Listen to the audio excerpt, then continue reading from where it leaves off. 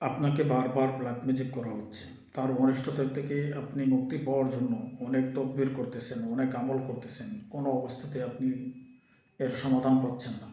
সহজ একটি আমল রয়েছে। আপনি যদি আল্লাহর জাতের উপর পূর্ণ ইয়াকিন এবং বিশ্বাস নিয়ে মনোযোগ সহকারে এই আমলটি চালিয়ে যান, ইনশাআল্লাহুল আজিজ, দুশমন আপনার উপর যে ব্ল্যাক ম্যাজিক করবে সেটা আল্লাহর কুদরতি শক্তিতে এই ব্ল্যাক ম্যাজিক ঘুরে তার উপর গিয়ে পতিত হবে।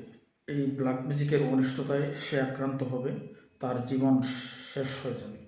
সহজ আমলটি হচ্ছে, প্রত্যেক নামাজের পর সুম্মা আখাযতুল্লাযীনা কাফারু ফাকাইফা কানা নাকির 40 বার পাঠ করবেন। বিশেষ করে ফজরের সুন্নত এবং ফরজের মধ্যবর্তী সময়ে আপনি 313 বার পাঠ করবেন। সুম্মা আখাযতুল্লাযীনা কাফারু ফাকাইফা কানা নাকির, সুম্মা আখাযতুল্লাযীনা কাফারু ফাকাইফা কানা নাকির, সুম্মা আখাযতুল্লাযীনা কাফারু ফাকাইফা কানা নাকির। আপনি আল্লাহর জাতের উপর পূর্ণ ইয়াকিন এবং বিশ্বাস নিয়ে জিন শয়তান এবং মানুষ শয়তানের অনিষ্টতা থেকে মুক্তির নিয়তে আল্লাহর প্রতি পূর্ণ ইয়াকিন এবং বিশ্বাস রেখে অত্যন্ত মনোযোগ সহকারে আপনি এই আয়াতটি বেশি বেশি পড়বেন, তিলাওয়াত করবেন। প্রয়োজনে আপনি চলতে ফিরতে, উঠতে বসতে যখনই সময় পাবেন আপনি এই আয়াতটি বারবার আল্লাহর দিকে মুতাওয়াজ্জা হয়ে পাঠ করবেন। আপনি কল্পনাও করতে পারবেন না যে ব্যক্তি আপনাকে বারবার ব্ল্যাক ম্যাজিক করতেছে, যার ব্ল্যাক ম্যাজিকের অনিষ্টতায় আপনি আক্রান্ত হচ্ছেন, সে দুশমন, মানুষ দুশমন হোক অথবা জিন থেকে হয়ে থাকুক, আল্লাহ তাআলা কুদরতিভাবে তাকে হালাক করে দিবেন, বরবাদ করে দিবেন।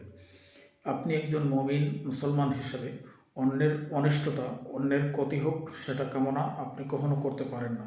কিন্তু যখন আপনার দেয়ালে পিঠ ঠেকে যাবে, সে বারবার আপনাকে ব্ল্যাক ম্যাজিক করতেছে, আপনাকে ক্ষতি করতেছে, তার অনিষ্টতা থেকে মুক্তির জন্য আপনি প্রতিশোধ পরায়ণ হয়ে তার উপর কোনো আক্রমণ করা, তার উপর কোনো মামলা দেওয়া, তার উপর কোনো এই দোষারোপ না করে আপনি সবর করেন, ধৈর্য ধরেন, আল্লাহর উপর মুতাওয়াজ্জা হয়ে আপনি এই আমলটি করেন। সুম্মা আখাযতুল্লাযীনা কাফারু ফাকাইফা কানা নাকির, সূরা ফাতিরের এই আয়াতটি ইনশাআল্লাহুল আজিজ আল্লাহ সুবহানাহু ওয়া তাআলা কুদরতিভাবে তাকে একদম সাইজ করে দিবেন, যেটা আপনি কল্পনাও করতে পারবেন না। স্থায়ীভাবে চিরতরে তার অনিষ্টতা থেকে আপনি মুক্তি পাবেন। আল্লাহ সুবহানাহু ওয়া তাআলা সব ধরনের অনিষ্টতা থেকে আমাদেরকে হেফাজত করুন।